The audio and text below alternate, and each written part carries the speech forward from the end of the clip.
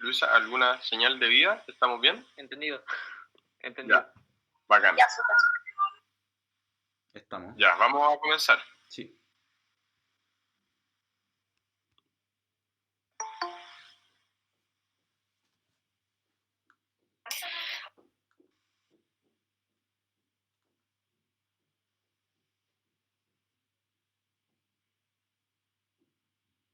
¿Aló?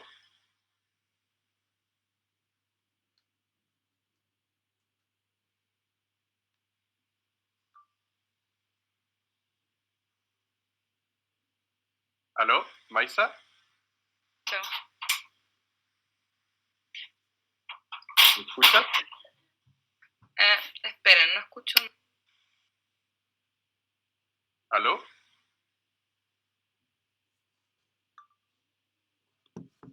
¿Nos estamos escuchando? ¿Se escucha por acá? Sí.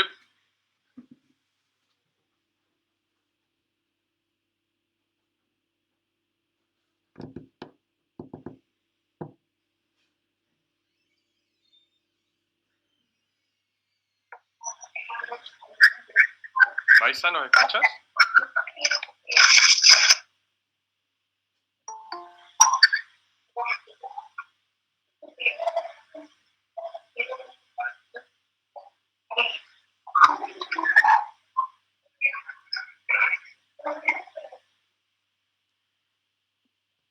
Ahí Maisa tiene el micrófono abierto. ¿Maisa, nos escuchas?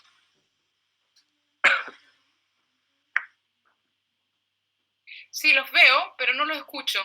Nosotros ahora te escuchamos por primera vez. Sí, ahora te estamos escuchando.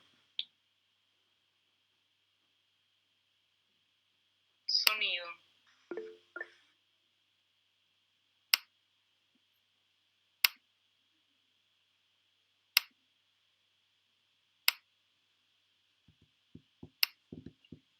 Ahí sí. ¿Ahí sí? Ahí lo escucho. Ya, perfecto. Hola. Perfecto. Hola Maisa, ¿cómo estás? Muy bien.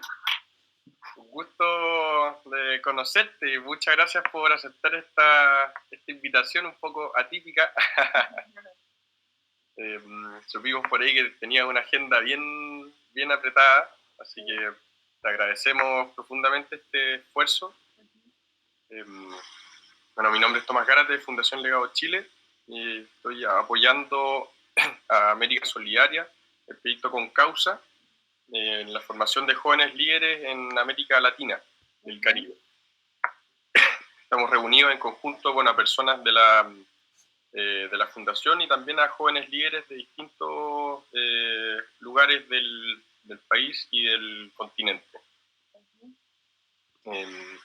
También importante presentar a Maisa. Disculpen, estoy un poco resfriado.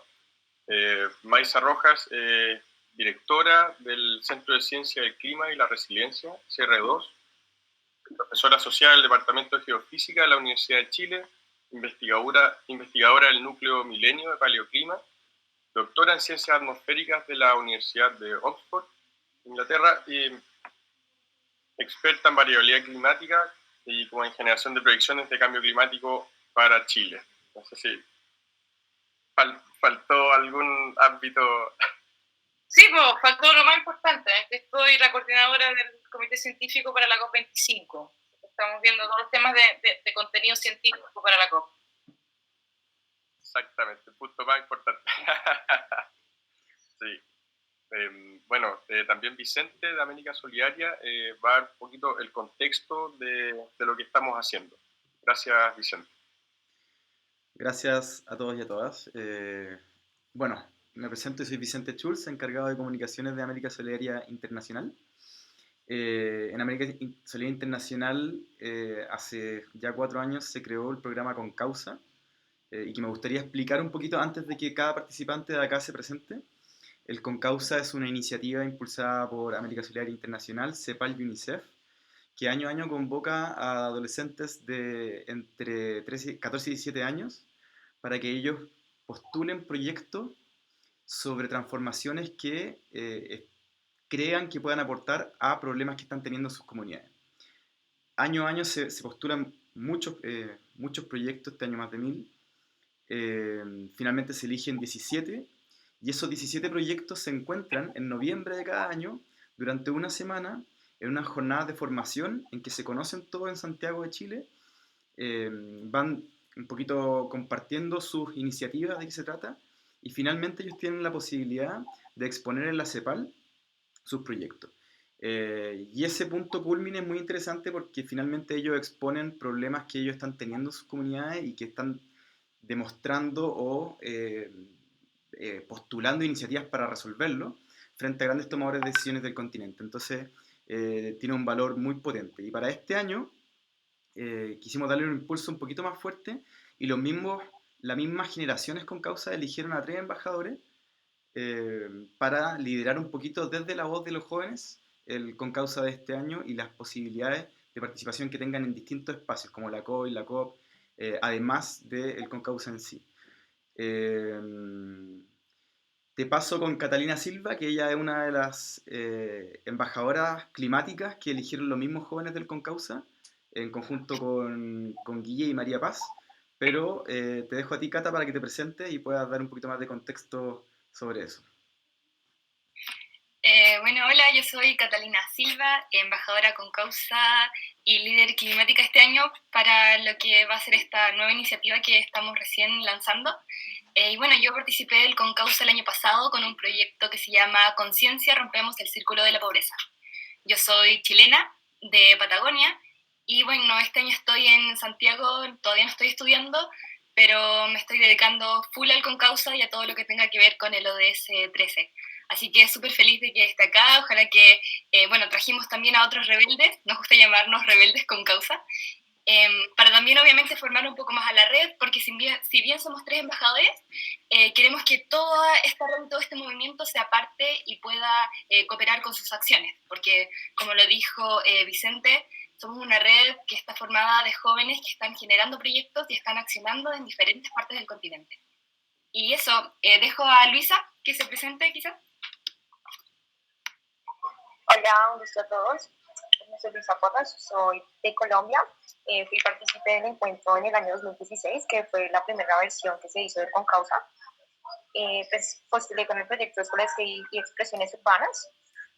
Y nada, súper feliz de estar acá. Y también hago parte pues, del movimiento que estamos creando con todos los chicos que participaron en un encuentro internacional de Concausa. Y le paso la palabra a John.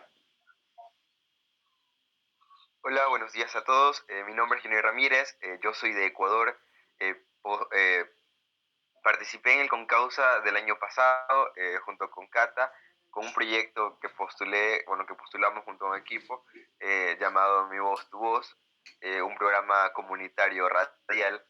Y bueno, estamos pues articulando ahora acciones, como decía Cata, pues en conjunto, toda una red inmensa para poder generar pues un impacto social y medioambiental también, porque estamos viendo pues medidas para solucionar diferentes problemáticas mundiales. Le paso la palabra a Israel. Hola, soy Israel, soy peruano, al igual que el líder que ahorita se va a presentar. Soy parte de la segunda generación Concausa, o sea, del 2017, y fui al Concausa con el proyecto que ahora se llama Proyectate, donde básicamente creamos gestores de cambio en aproximadamente 9 meses. Y también soy un admirador a escondidas de Maisa por su trabajo climático. Y encantado de estar con todos ustedes. Se la paso a Leider, si no me digo que es el último. Sí, ¿qué tal? Buenos días. Bueno, soy Leider, como ya lo dijo Israel, también soy peruano. Pertenecemos al mismo proyecto. Somos de la segunda generación del Concausa y en este momento estoy cambiando mis estudios. Estoy conectado a la red así como he podido, así que si tengo fallas con la conexión y todo, es por ese motivo.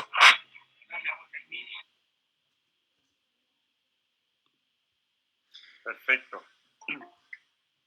¿Me escuchan bien? Sí, perfecto. Sí. Súper. Bueno, muchas gracias a todas y a todos. Parece que se integró alguien. Se integró una última persona, María Esperanza. Si pudieras presentarte.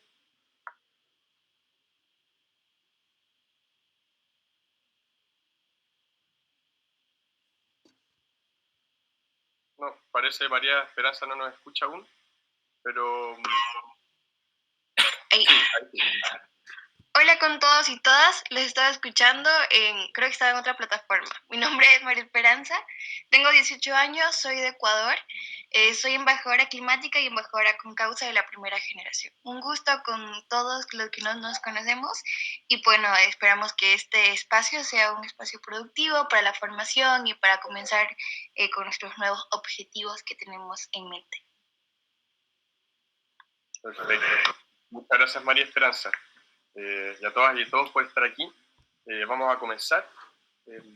Bueno, Maxa, la invitación era a que pudiéramos hablar sobre cambio climático desde la perspectiva profesional, científica que has desarrollado a través de tu carrera y que nos pudieras introducir el concepto, entender ciertas causas o efectos, también nos pudieras hablar un poco de lo que trabajan en torno a los modelos, los distintos modelos de proyección que hay en torno al cambio climático, para después hablar un poco sobre la institucionalidad que hay respecto al cambio climático, el rol que juega el panel intergubernamental de cambio climático, y después hablar un poco sobre la COP en sí misma, ¿o no? Cómo funciona un poco la COP, cuál ha sido tu experiencia como asesora científica en esta nueva versión, y también cuáles son las expectativas que hay en este evento.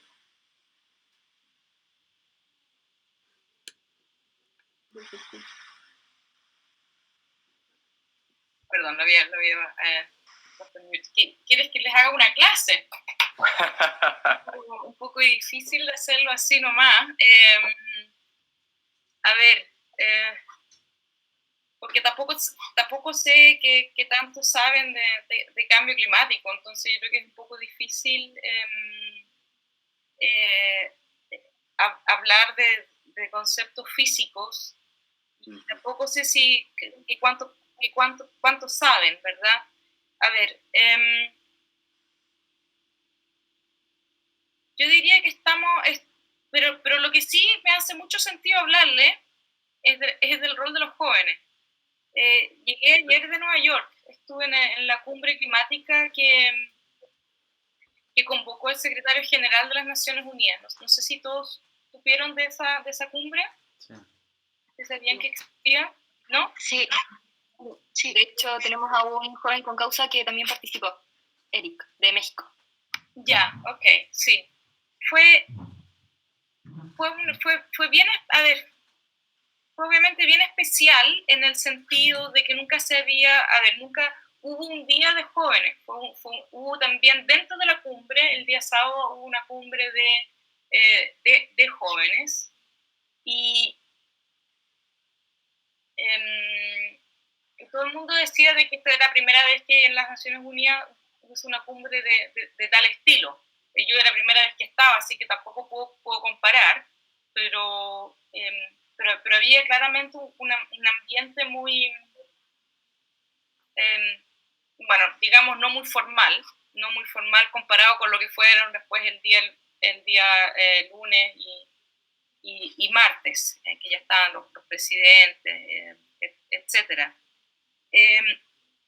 Y a mí lo que más me quedé pensando a ver, no sé si quieren que les hable un poco de la estructura de las Naciones Unidas y de las COP, o sea, en el fondo de la parte como de la gobernanza, cómo estamos tratando de enfrentar el cambio climático.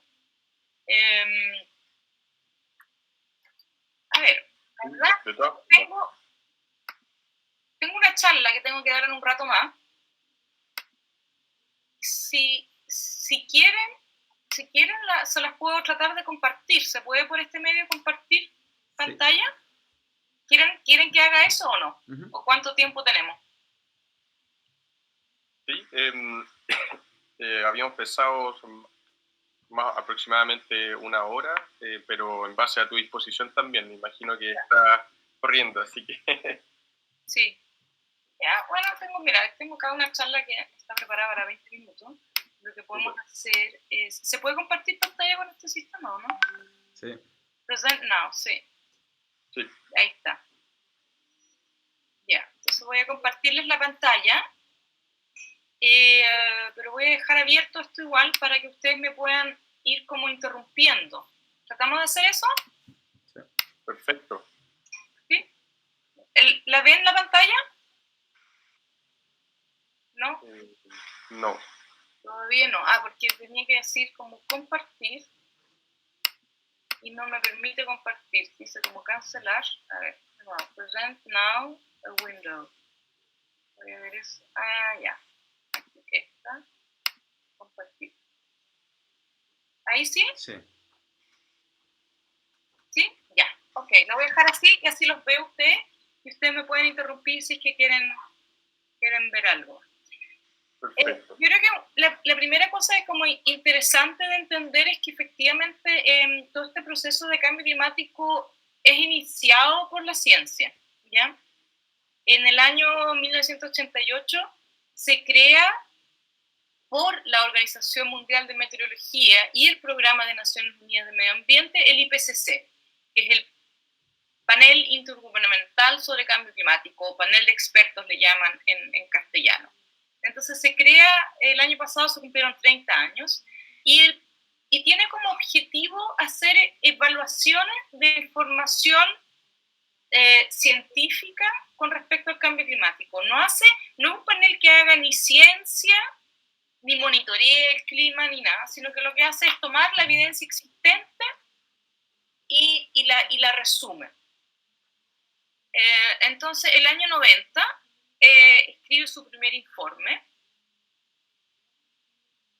y esa se presenta en la conferencia de Río, y después de eso se crea la Convención Marco de Cambio Climático. ¿Ok? Así que como que precede a la Convención Marco de Cambio Climático, que es la Organización de las Naciones Unidas para enfrentar el cambio climático. Por ejemplo, y después el segundo informe que se publica el año 95 es un elemento crucial para la adopción del protocolo del Kioto, que es el primer instrumento que la misma convención elabora para la reducción de los gases de efecto invernadero. Después hay un tercer informe, y el cuarto informe, por ejemplo, que se publica el año 2007, gana el Premio Nobel de la Paz. Y el quinto informe, que se publica entre el año 2013 y 2014, tiene la información crucial para el Acuerdo de París, que es el que se firma, ¿verdad?, el año 2015. Así que en esta historia como compartida entre ciencia y la gobernanza internacional del cambio climático hay una muy estrecha relación entre el IPCC y la Convención, pero son dos entes separados, ya que trabajan de manera independiente.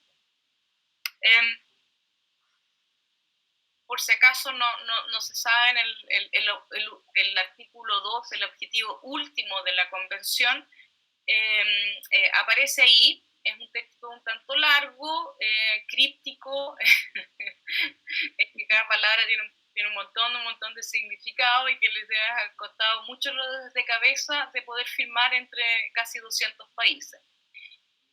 Y lo que dice el objetivo de la Convención es lograr la estabilización de las concentraciones de gases de efecto invernadero de manera de impedir una interferencia antropogénica peligrosa con el sistema climático, ¿ya?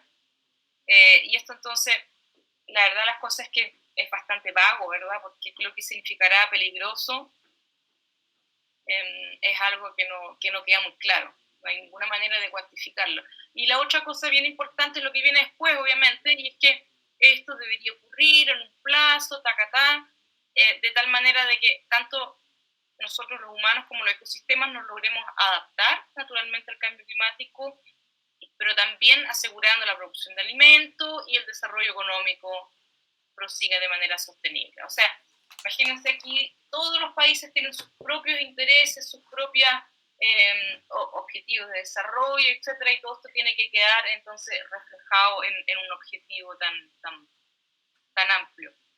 Recién el año creo que el 2012, creo que no me acuerdo si es la COP de Cancún o la de Durban, esto de concentraciones antropogénicas se traduce en un límite en temperatura, ¿ya? Entonces el objetivo ahora es limitar el aumento de la temperatura a 2 grados por sobre el promedio preindustrial. O sea, recién se cuantifica muchos años después unos buenos 15 años después de que se logra la convención. Y sí que aquí entonces cuando empezamos a hablar de los famosos 2 grados. Pero ya en ese momento, un grupo de países asociados en los pequeños estados islas dicen que 2 grados no es suficientemente ambicioso porque con 2 grados el aumento del nivel del mar va a hacer que ellos desaparezcan. Y después entonces viene el famoso Acuerdo de París, que cambia un poco el texto y aquí el objetivo es muy por debajo de 2 grados y proseguir todos los esfuerzos para limitar a 1,5. ¿Ya? Y ahí viene entonces la primera alusión también a un calentamiento de 1,5 grados. Así que esto es muy reciente, piensen, estamos hablando del año 2015. Y aquí estamos, 2019, es el último año antes de que el Acuerdo de París entre en rigor y lo que se ha estado haciendo en estos últimos años es ver cómo se implementa. O sea, primero llegamos al acuerdo global grande en que todos nos comprometemos, pero después cómo se implementa esto es una historia un poquito más compleja, pero por eso la convención se ha dado unos cuantos años para hacer eso. Hay dos instrumentos fundamentales para lograr esto, y una se llama la NDC, la Contribuciones Nacionalmente Determinadas, por sus siglas en inglés, que son los compromisos que cada uno de los países lleva al Acuerdo de París. Yo me comprometo a esto, y me comprometo a esto en mitigación y adaptación, en creación de capacidades, etcétera, en todos los pilares de las cosas que se discuten bajo la convención. Chile en particular entregó su compromiso en 2015, como lo hicieron todos los otros países de América Latina y del mundo. Y ahora, la gracia de esta convención yo creo que, el Acuerdo de París tiene varias gracias. Tiene varias gracias que yo he estado comenzando a entender. Uno que yo me acuerdo que en el 2015 que todo el mundo preguntaba, pero ¿cómo? Es un acuerdo que no es vinculante, que es voluntario, muy distinto al protocolo de Kioto. ¿Esto cómo va a funcionar? Y la verdad las cosas es que, claro, es voluntario, pero las NDC se deben actualizar cada 5 años y cada vez debe ser más ambicioso. Esa parte sí es vinculante. ¿Okay? Uno es parte del Acuerdo de París y uno tiene que entregar su NDC, la tiene que entregar cada 5 años y tiene que ser más ambiciosa. Así que ese es como el mecanismo que inventaron para que realmente logremos de una manera un poco incremental el objetivo último del Acuerdo de París. Así es que los 5 años se cumplen en el 2020, el próximo año todos los países deben actualizar su NDC. El 2020 ocurre otra cosa que también tienen que hacer los países, de los cuales se ha hablado un poco menos, pero que es, además de la NDC, los países tienen que entregar una estrategia de largo plazo de emisiones, de reducción de emisiones. Y eso pocos países lo han hecho, pero también es algo que todos los países van a tener que trabajar. Y se los menciono porque imagínense que una cosa es decir, la NDC vale como por 10 años, ¿ya? A ustedes ese tiempo les podrá parecer mucho tiempo, porque hace 10 años eran unos niños muy pequeños, y en 10 años más ni se imaginan lo que van a hacer, pero van a ser grandes hombres y mujeres claramente. Pero cuando uno tiene que tomar decisiones en países, etcétera, en regiones de años, tampoco es tanto. Pero la estrategia a largo plazo es 30 años. ¿A dónde queremos ir? Al 2050. Y eso requiere de un consenso social bien amplio. Y yo creo que ahí ustedes pueden jugar un rol importante. Ese es un proceso que todos los países de América Latina debieran hacer en un formato bien participativo. Y debiera entonces involucrarlos a ustedes también. Por eso se los menciono. Ok, entonces ese es como el contexto político en el cual estamos. Volvamos un poquito a la ciencia. Y justo después de firmar el Acuerdo de París, los países le piden al IPCC escribir un informe especial sobre calentamiento global de 1,5 grados. ¿Ah? Ahí está la tapa del informe. El informe se publicó en octubre del año pasado. No sé, ¿han escuchado hablar de este informe? ¿Sí? ¿Todos han escuchado hablar de este informe? Yo diría que es un informe, es un hito en los tipos de informes que escribe el IPCC. Es un hito por varias cosas. Bueno, ha sido mal recibido, ha sido excelentemente recibido y mal recibido también, pero bueno. Lo que hay que entender es que en el 2015, cuando se firma el acuerdo y aparece el 1,5 ahí, la verdad es que sabíamos muy poco los científicos sobre cómo sería un mundo de 1,5 grados, ¿ya? No, la verdad es que no sabíamos nada, no existía literatura, como que nadie se imaginaba siquiera que podíamos limitar el calentamiento a 1,5 grados. Y entonces viene la convención y le pide a la IPCC escribe un informe.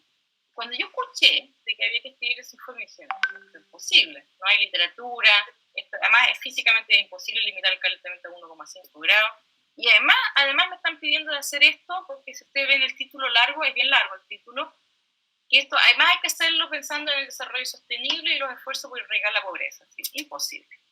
Pero bueno, se demoraron como 2 años y medio en escribir el informe, y es fascinante el informe. Y estos son los 3 titulares. Los 3 titulares es que medio grado cuenta, cada año importa y cada decisión cuenta. Lo que se refiere al medio grado es que hay una evaluación bien amplia de que un mundo de 2 grados es un mundo distinto a 1,5, ¿ya? Ese medio grado de verdad que hace una diferencia. Y nos ahorramos una cantidad importante de impactos si logramos limitar el calentamiento a 1,5 grados. Después, la otra buena noticia que da el informe es que es posible. Es posible limitar el calentamiento a 1,5 grados. Físicamente es posible, pero para eso hay una urgencia importante. Y para lograrlo, las transformaciones que vamos a tener que incurrir son muy amplias. Abordan a toda la sociedad y por lo tanto ahí dice cada decisión cuenta. Que esto no lo van a hacer los gobiernos solos, esto hay que hacerlo entre todos. Y entonces me quería detener un poco en el último punto, porque una cosa que yo no sabía que había ocurrido también a puertas del Acuerdo de París, en la COP20, fue en Lima. Ya se sabía que las cosas iban más o menos bien, los países pensaban de que efectivamente se iba a lograr un acuerdo en París, y entonces, como preparándose para esto, decidieron inventar una figura nueva que se llama el champion, ¿ya? Y el champion entonces es una figura oficial de la convención y una persona que el presidente de la COP o la presidenta de la COP, que es siempre la ministra o el ministro de Medio Ambiente, así que en nuestro caso es la ministra Schmidt, en el caso de Perú fue el ministro Manuel Pulgar, etc. Inventaron entonces esta figura de que era alguien que tenía que movilizar al resto del mundo, ¿ya? Porque la convención es entre gobiernos, son delegaciones de tecnócratas de los gobiernos, pero como en preparación a que todos pensaban de que si iba a firmar el Acuerdo de París íbamos a tener que entonces tener a alguien que movilizara a lo que se llama en jerga de la convención los actores no estatales. Y los actores no estatales somos todos nosotros. Son los gobiernos regionales, los gobiernos locales, son los jóvenes, son los pueblos indígenas, el sector privado, etc. Y yo diría que la figura del champion ha resultado está resultando absolutamente crítico, porque habiendo firmado este acuerdo histórico y todo el mundo estaba muy feliz, etcétera, lo que nos hemos dado cuenta en los últimos años es que el mundo avanza un paso, avanza otro, retrocede tres, se va para el lado, es una cosa bien compleja, ¿verdad? Y hubo elecciones en Estados Unidos, y después de muchos años de Obama tenemos a Donald Trump, que dice que se quiere salir del Acuerdo de París, que esto va a ocurrir ahora probablemente en noviembre. Brasil tampoco ya está tan interesado en el tema de cambio climático, etc. Así es que hay una crisis de nuevo, hay una crisis, pero por suerte tenemos a parte de la estructura, tenemos algo que está pudiendo movilizar a estos todos otros, y porque este informe nos dice que cada decisión cuenta, en realidad esto no lo vamos, aunque no hubiese una crisis, aunque fuesen los gobiernos, estarían todos alineados y súper interesados todavía en cumplir sus metas y aumentar su ambición para cumplir con los objetivos del Acuerdo de París. Igual hay que movilizar a todo el resto del mundo. Déjenme, no sé si tengo aquí, no, en esta presentación. Maisa, ¿te puedo interrumpir con una pregunta? Perdón, sí, obviamente. Justo antes de la reunión estamos conversando, ¿qué pasa con el resto de la gente, que un poco el resto de la sociedad, digamos, que está muy alejada de este conocimiento? Y que finalmente uno dice, bueno, para lograr el punto de equilibrio o para reducir estos 1,5 grados que nos permitan poder seguir habitando de forma próspera o lo más cercano posible a eso en el planeta, ¿qué tendría que pasar? ¿Qué significaría? ¿Cómo cambiaría el comportamiento de nuestra sociedad? ¿Qué cosas tendrían que cambiar en el desarrollo industrial, en el comportamiento de la sociedad en sí, para lograr esto? ¿Y cómo podríamos llegar a educar a la sociedad en este aspecto? Esta es una pregunta difícil que no te la puedo responder. Lo que sí te puedo decir es que lo que emerge de este informe y de los otros dos informes especiales y del contexto social y político que estamos viviendo es esto, de que acá todos se tienen que comprometer. Y lo que nos está llamando, yo diría, a ver, veamos si esto nos sirve un poco, lo que nos está llamando, yo creo, esta realidad es una necesidad de transformación, ¿ya? A ver, el cambio climático se enfrenta, hay como dos grandes áreas que siempre, uno tiene que enfrentar las causas, ¿verdad? Que son los gases de efecto invernadero, entre otros, y a eso le llamamos mitigación, y hay que enfrentar las consecuencias del cambio climático que ya estamos viviendo, y a eso le llamamos adaptación. Esas siempre son las dos grandes áreas, mitigación y adaptación. Y lo que estamos viendo es que lo que necesitamos es una transformación en estos dos aspectos.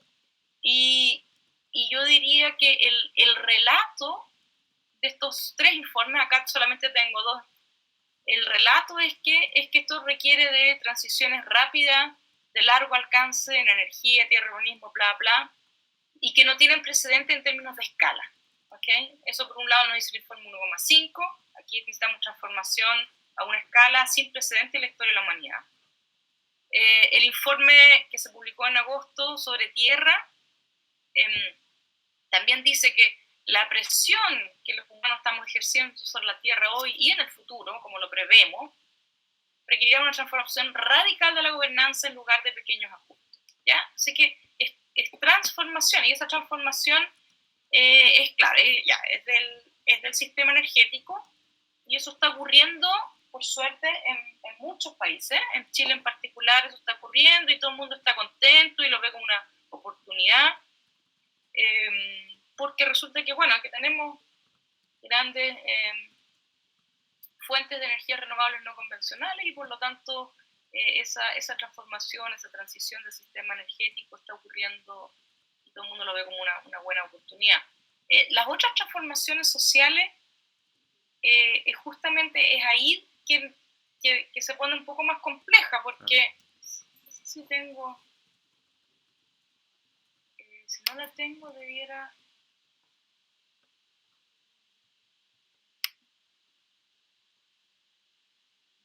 Bueno, aquí dice algo, ¿no? Lo que tenemos que lograr son reducciones en todos los sectores, todos los sectores. Entonces, energía efectivamente es como el sector más grande, pero y ahí vamos más o menos bien. Necesitamos cambio de tecnología en todos lados, que por suerte muchos existen.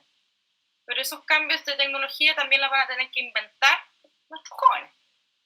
Cambios de comportamiento. Eso es ahí donde estamos todos involucrados, y es ahí donde nuevamente el impulso que nos puedan dar los jóvenes es crucial.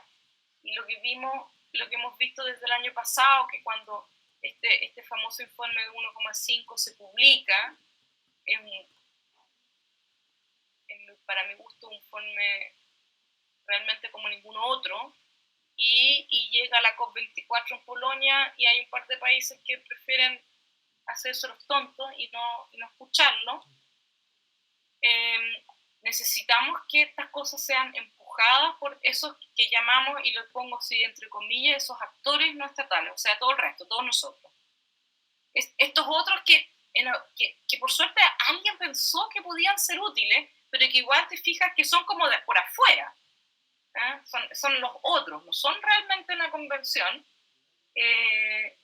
Por suerte a alguien se le ocurrió, pero sin ellos simplemente no lo vamos a lograr.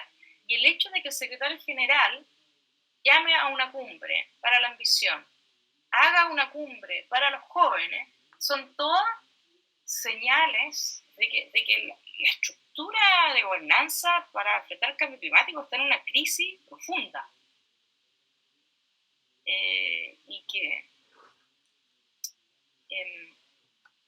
Y que todos estos otros van a tener que jugar un rol mucho más importante y preponderante. Y no sé si necesitamos cambiar la estructura o simplemente vamos a tener que hacer los cambios por fuera de la estructura y ver qué. No lo sé. Hablamos un poco más el diálogo acá para... Y Maiser, y en torno a esa crisis institucional en torno al cambio climático, ¿cuál es el clima que se vive en la discusión internacional? Bueno, acabas de llegar de la cumbre en Nueva York, respecto a la COP que iremos en los próximos meses. Escucha, sabes que a veces es súper difícil de evaluar como un clima, porque estás finalmente súper determinado por tu propio como estado de ánimo, ¿no? Mi estado de ánimo es... Yo soy una persona en general súper positiva. Yo creo que enfrentar el cambio climático, si se lo hacemos bien, nos va a traer puros beneficios en todos los aspectos. Y no lo digo yo solamente, nuevamente lo dice la ciencia también. Dice que hay una relación súper cercana con los ODS, y que existen muchas opciones en que uno se puede adaptar, mitigar y cumplir todos los otros ODS también, si se hace bien, ¿ya? Y yo creo que eso es una súper buena noticia. Pero yo de verdad que me esperaba más compromisos en Nueva York. Porque a pesar de que era Naciones Unidas, igual era un proceso que era como un poco independiente no es parte de la convención, ¿ya? Que como legalmente la discusión se hace en la convención, y son los acuerdos en las COP las que valen, ¿ya? Eso es lo que vale. Esto es una cosa como externo, que el objetivo era generar un momentum para Santiago. No quiero ser como mala onda y darle más responsabilidad a los jóvenes, pero yo por favor les pido que nos ayuden porque yo así como científica ya no sé qué más hacer. Llevamos 40 años hablando y no... Ahí te iba a hacer una pregunta, Maísa, justamente respecto a eso. Hoy día yo creo que lo que más caracteriza al movimiento con causa, que son miles de jóvenes que están apostando a que, más allá del activismo, están accionando por un cambio. O sea, dan un paso más allá. Hay un movimiento que viene muy de los países occidentalizados, que es el activismo, que es la protesta. Pero la gracia, encuentro yo, mirándolo quizás desde un poquito más afuera, que tienen los adolescentes y los jóvenes del Concausa, es que ellos están apostando al accionar y lo están demostrando, porque están liderando montones de iniciativas que van encaminadas hacia eso. A muy poco de la COP, a muy poco del Concausa, donde ellos van a tener mucha visibilidad en los medios, etcétera, en las redes sociales. Si tú fueras una líder Concausa de esta generación que más allá del activismo está accionando, ¿cómo llevarías esta bandera?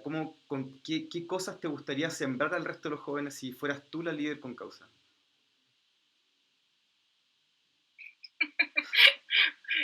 Difícil, porque ya no soy joven. Yo tampoco soy tan joven ya, así que... De espíritu sí.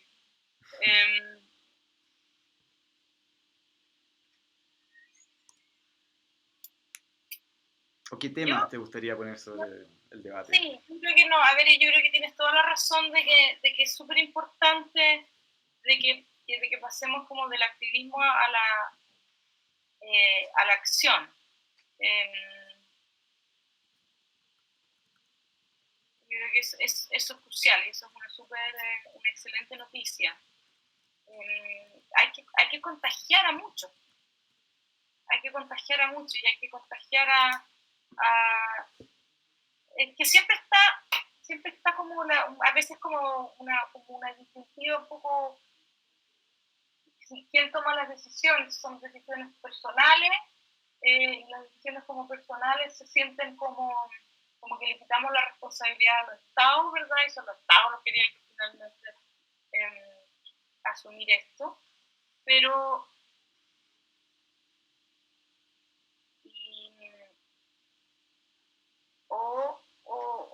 claro, si lo hacemos como top-down o bottom-up, y creo que tenemos que a estas alturas hacerlo por todos lados, por arriba, por abajo, por el lado,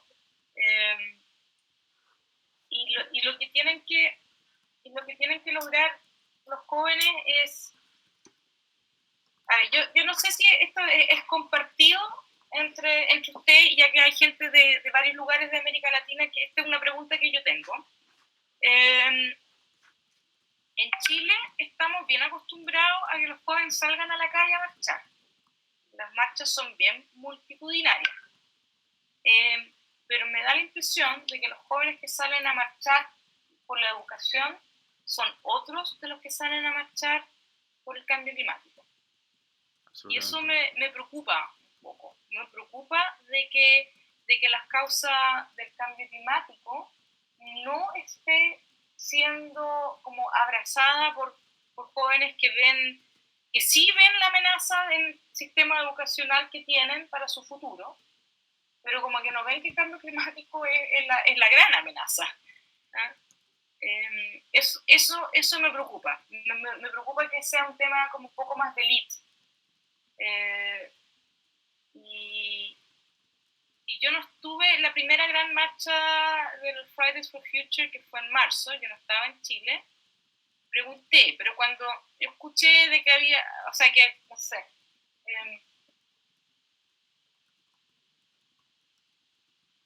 no sé, quiero creer de que, y yo no sé si esto es igual en otros países de América Latina, como el activismo en general, pero ¿estamos realmente llegando a toda la población o es un tema de élite todavía? Eso sería un problema, y yo no tengo muchas herramientas para cambiar eso, porque no sé, porque trabajo en una universidad y no soy del movimiento social. Esa es una pregunta de vuelta a ustedes. Porque eso sí sería, para mí, sería grave. Está ocurriendo. Respecto a eso, al menos en la realidad de los rebeldes con causa, aquí todos los proyectos que vienen, que participan, son relacionados a distintos ODS y las pasiones o las metas que tenemos para lo que estamos haciendo en nuestros proyectos son relacionados con pobreza, educación, equidad, medio ambiente también por otro lado, pero al menos personalmente yo veo que todos los jóvenes, al menos que están siendo parte de la red en este momento, que están activos, están súper preocupados y quieren participar. Por ejemplo, lo podemos ver acá, no sé cuánto, hay como alrededor de 8 jóvenes, que tampoco pudimos dar la voz más allá porque esto fue un poco repentino, pero no todos estamos luchando desde un principio desde las mismas causas y aún así estamos acá y queremos informarnos. Entonces, al menos desde este punto de vista puedo ver que yo creo que sí está llegando a todos los sectores y lo he visto también en mi entorno. Eso.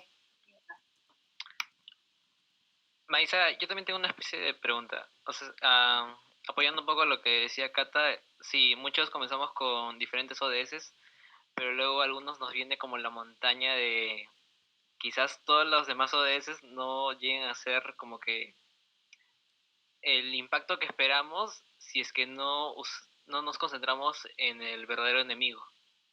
Y también es donde quería preguntarte, porque a veces tengo como que tanta ansiedad de no saber hacia dónde directamente apuntar. ¿Cuál sería esa kriptonita o ese plato fuerte que realmente donde deberían estar completamente la mayoría de nuestros esfuerzos para el cambio climático? ¿Cuáles son como que esas principales acciones que deberíamos estar haciendo? Porque si bien el reciclaje y la forestación y cosas por el estilo, pero también venía temas como que encapsulamiento y recolección de CO2 para volverlo sólido, luego plantas artificiales, luego un tema de quitar el carbón del ciclo y hacer de que vaya directamente un montón de cosas científicas y tecnología nueva, pero ¿hacia dónde realmente deberíamos estar orientándonos la mayoría de nuestros esfuerzos? ¿Cuáles serían los que generen más impacto? Es mi pregunta. Sí, sí. A mí la verdad es que no me gustan tanto como que las soluciones tecnológicas, porque yo creo que de alguna manera el mensaje es que podemos resolver las cosas como con tecnología, y yo creo que el problema es más profundo que eso. A mí me gusta, siempre digo una cita que se le atribuye a Einstein, que es que no vamos a resolver los problemas con los mismos métodos con los cuales los creamos. Entonces, pensar que el cambio climático o el calentamiento global como un síntoma de una crisis de desarrollo, de cómo nosotros nos hemos relacionado entre nosotros y con el planeta por los últimos 200 años, o quizás incluso más tiempo atrás, yo creo que eso es lo que nos debiera preocupar, y de que para volver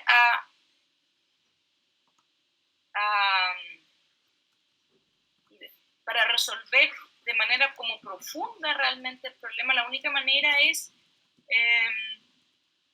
relacionarnos de una manera distinta con nuestro planeta y con nosotros mismos. Y por eso a mí me gusta mucho pensar en los ODS, como 17 objetivos que son indivisibles, que hay que enfrentarlos todos. No podemos seguir mirando de manera el mundo como de una manera tan como técnica, mirando un aspecto súper especializado, que no ve la cosa sistémica, que no ve la cosa global, las relaciones, etc. Entonces, yo creo que los ODS nos ayudan harto a no perder de vista si yo, ok, ya, resuelvo esto, pero esto es una buena solución. Bueno, si tiene trade-offs con otros ODS, entonces probablemente no es la mejor solución. Que tratar de que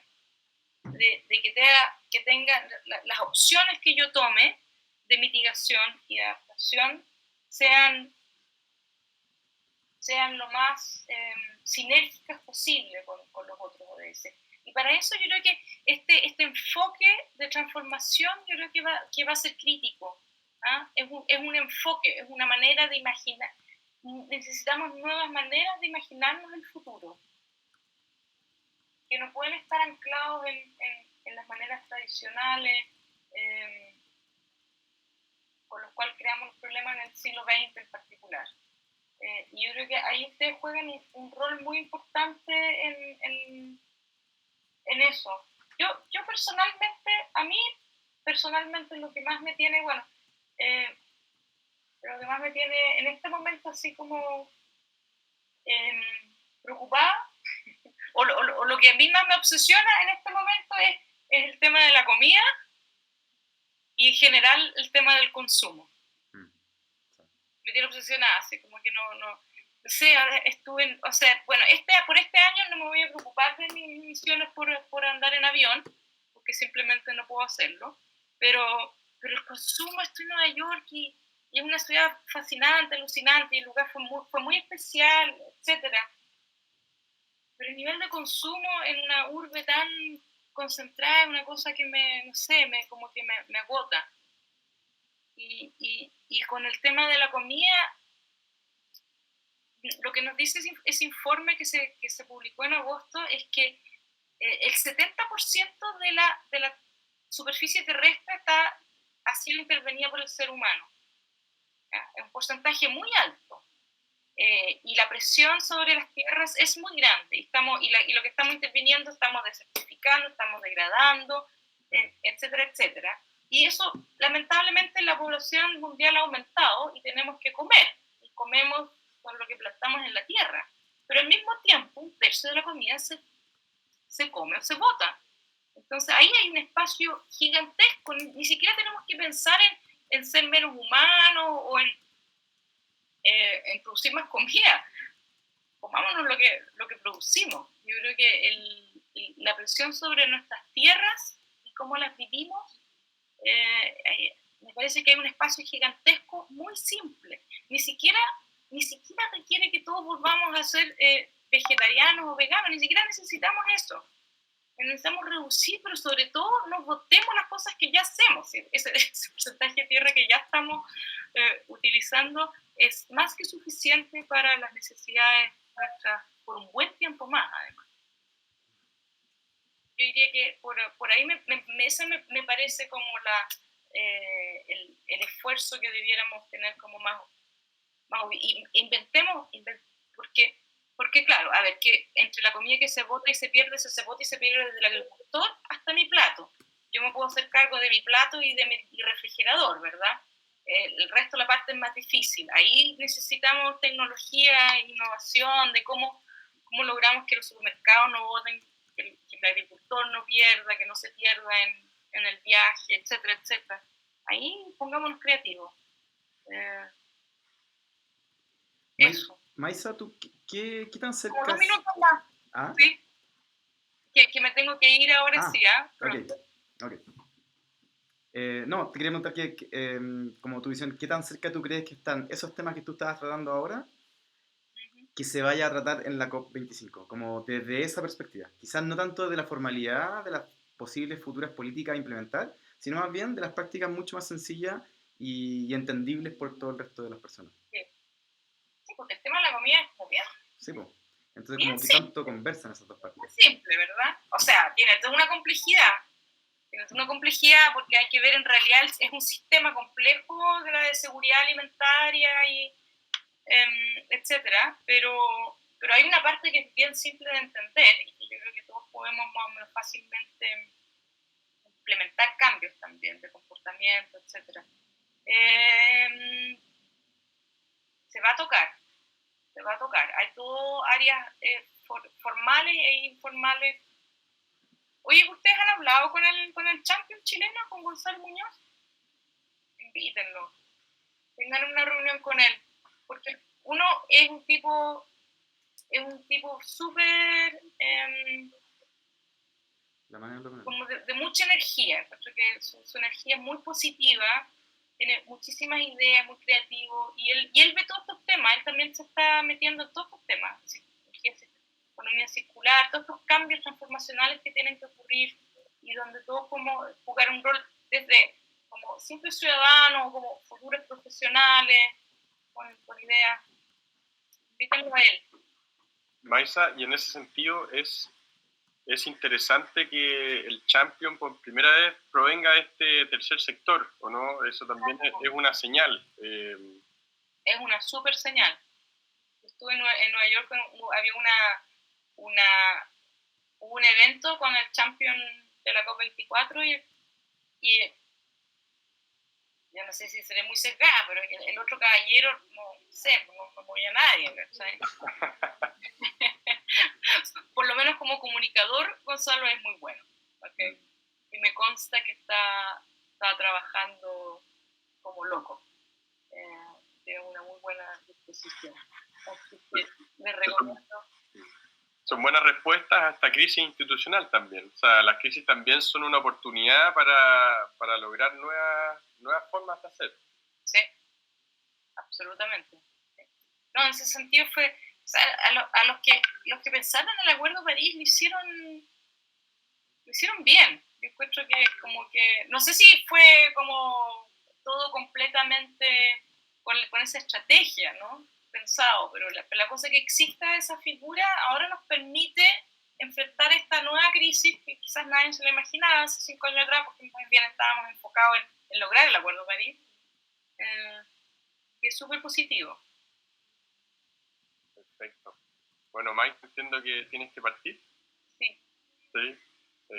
Bueno, quisiéramos todas y todos agradecerte por la disposición, por el conocimiento y también la generosidad. O sea, son pocas las personas del ámbito científico que se atreven a cruzar esa frontera de la generación de la información a poder empoderar y transmitirla. Por tanto, ha sido un espacio súper enriquecedor para todos y todas las asistentes. Y te deseamos también todo lo mejor. Cuenta con las nuevas generaciones que estamos trabajando para hacer bajar esos cambios que tú comentas. Así que muchas gracias. Un gusto conversar con ustedes. Gracias. Chao. Chao, chao. Que esté muy bien.